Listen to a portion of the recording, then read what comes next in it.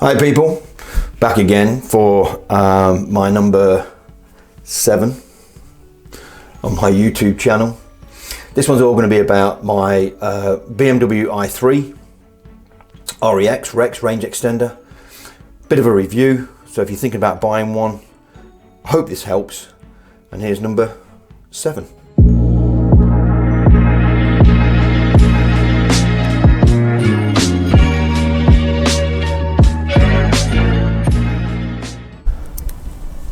i3 key in a blue case. Well, this is it. This is the i3 from BMW. Basically, a lot of people don't like this bit here where you've got this high window into a low window. They reckon it looks a bit oddball. I quite like it. Pretty good from the side. Blue markings along the bottom. Little blue insignias in each wheel. In the middles, on all 4. I put these e-drive badges on, they're not meant to be there. Glasses off, I'm getting a bit wet out here. It is raining, just for you. Suicide doors.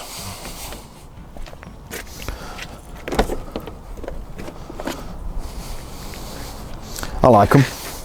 The only downer is you cannot open this back one without opening this one first. Bit of a pain. So yeah, to shut it, it's the same. You've got to shut that one first before that one. I've owned this thing now for 6 months, and I've had a lot of very good ICE cars, fossil fuel, dyno fuel, whatever you want to call them nowadays. My terminology of them is that fossil fuel cars is the norm, but I like to call them dyno fuel cars. So 6 months in, what do I feel? This is why I'm doing this review.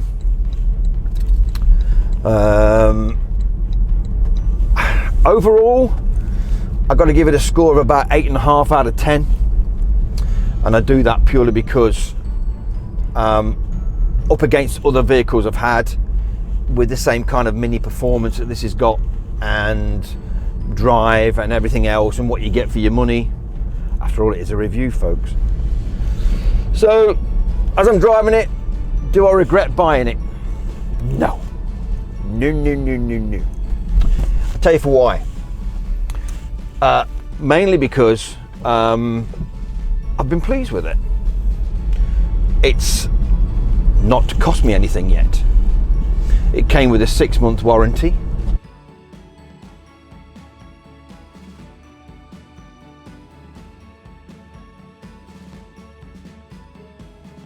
Some people call it the EV go-kart, and I have to kind of agree with that. It does drive like a go-kart, which is a pleasurable experience. It ain't all that bad actually. I'd sooner it drive the way it does. It handles pretty well for a small EV, lightweight EV as well. Like I said before, without the Rex, it's even lighter. Range extender. No regrets of buying it. Like I say, you do feel the bumps. Got to go back to that one. It ain't as smooth as a Nissan Leaf, but then the Nissan Leaf doesn't handle like this does.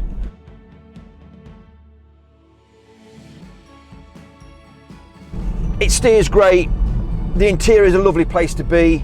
It's lovely and bright. This is why I wanted this particular one. It's got the very bright interior. It's got the sunroofs, which make it even brighter. I love the steering wheel. It's just the right size. I like the controls. The only thing I don't like about this interior, which I'll cover at a later date, is the middle dash piece. I like the 10-inch screen in the middle, which you can't quite see. I like the way that you put your foot down and it launches forward. It's responsive. Problems with it? I don't anticipate to have any problems with it. I hope I don't. Being a BMW, and I'm not a big BMW fan. I've said that many times on this channel. I'm not a big BMW fan. I bought it because it was an EV, not because it was a BMW. Some people will buy it because it's a BMW. I didn't, and I'm no big lover of those of this brand. But they have made a sterling job on this vehicle. I've got to say that. They put a lot of money, millions, into production and into the facility where it's made. So I can't knock them for that. Oh dear, traffic is lousy in my town. For saying this is meant to be a lockdown, you've got to be joking me. There's more people out walking about and driving about and whatever today than there ever has been. So that's the driving side of the vehicle.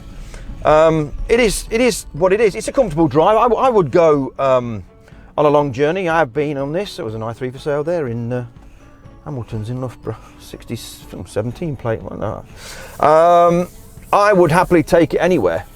I've done a few longish journeys, not mega long, but longish journeys. It's absolutely wizard for town use, city use, and again with the range extender. I have no problem regarding going, a 200-mile journey, because I know I'm going to do it in the summer without even stopping, without charging, if I want to use the dyno fuel, which I don't like using. And does it get people looking at it? Is it the kind of car that people go, oh, what's that? Yeah. Even now, it's been out 4 years, and in the 4 years, it's hardly changed, this i3. By the way, before I go any further, the S version of this is a tiny bit quicker, but you do feel the bumps more. So I've been told. I've not driven one yet. But yeah, back to people peeping at you. Yeah, you do. You are a bit of an aquarium fishbowl in this. People do look at you. I don't mind that. I like to be seen in what I'm motoring in and what I'm driving in. That's why I've had American cars for many, many years. The same as EVs at the moment. This is another reason why I've jumped on EVs. Partly for the green issue, partly for the way they drive, partly because it's cheap at the moment to actually use one on a per mile basis, and partly because I just love the torquiness and the silence of them.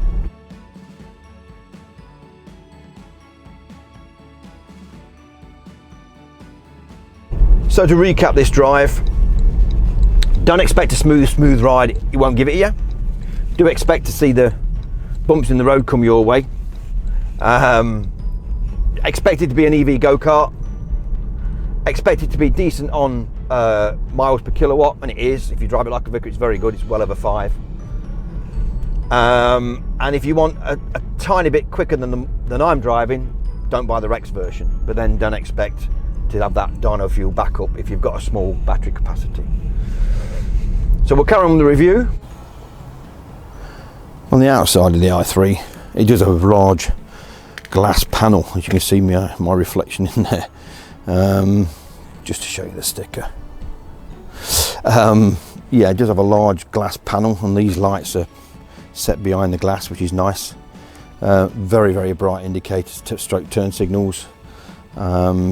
Great lights in the back, to be honest, all LED as standard, so there's no problem with those, as you can see. Down the side you've got your filler cap here, and at the front the Rex side of the business, which is obviously where the dyno fuel goes. Won't tell you too much about the inside for now, we'll come back and do that in a little while. 19-inch wheels, as said before, option of 20.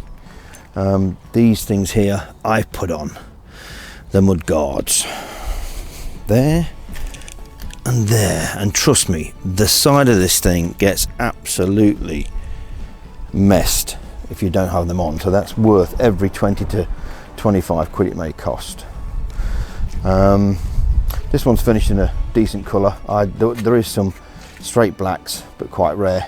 Front wise, you've got the typical blue markings on the front.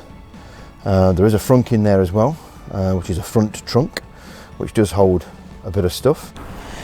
This is the button for the frunk. You can do it on the key as well. Do that.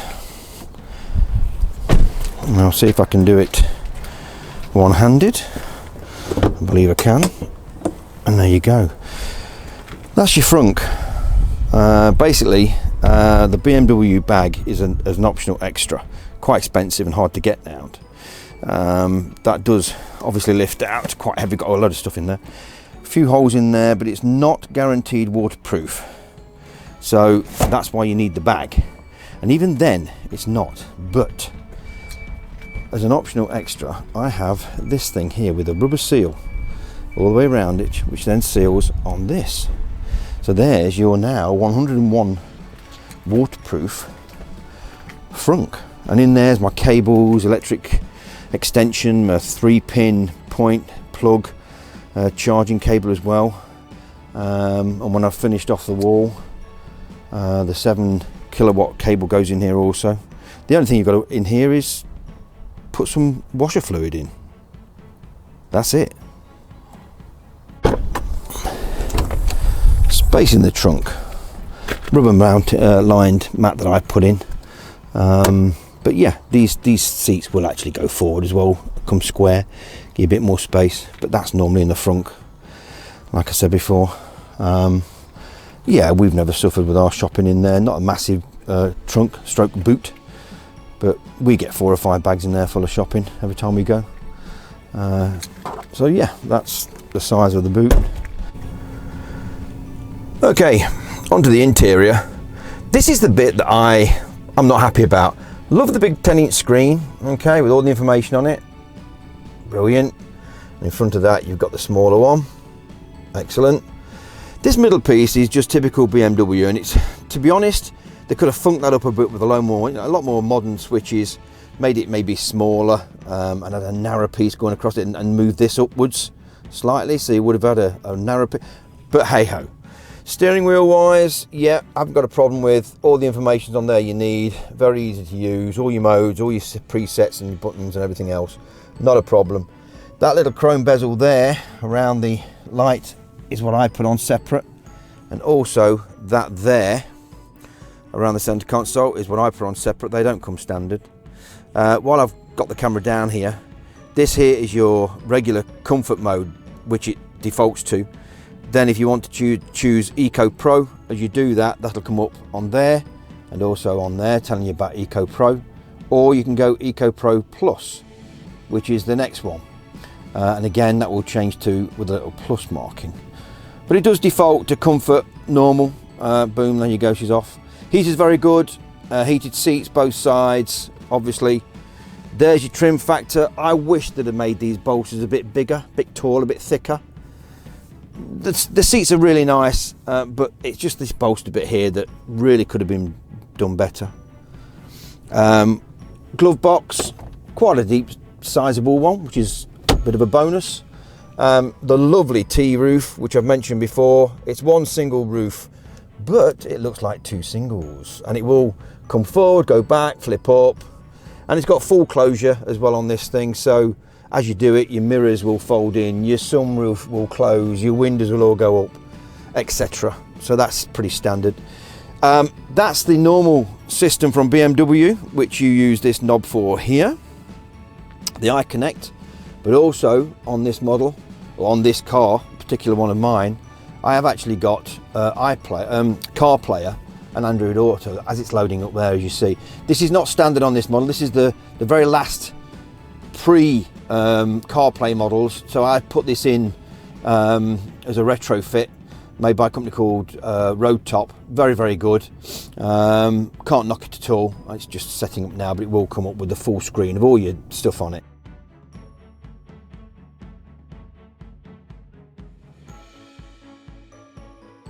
As standard, you get one cup holder, and there's one here which I've got my phone holder in. That screws out, so there's 2. I've got an extra one here. You can get them and buy them as extras, and that's where your key sits into. And if you do buy an i3, see if you can get one of those, because that thing there, they're like gold dust. That just nips in there and then allows you, like I said before, just to put your key in out the way. Plenty of space down the middle here, look, because there's nothing there, all flat. And that's the extra USB port there I've got coming from my aftermarket CarPlay system, which I mentioned earlier on. And then just to make sure how you realise, just put your foot on there. That will glow slightly orange, I don't know if you can see that. Press start, and she jumps into action, and it's then ready to just simply into drive or into reverse. Very, very good reversing cameras on these, by the way, full HD, very, very clear.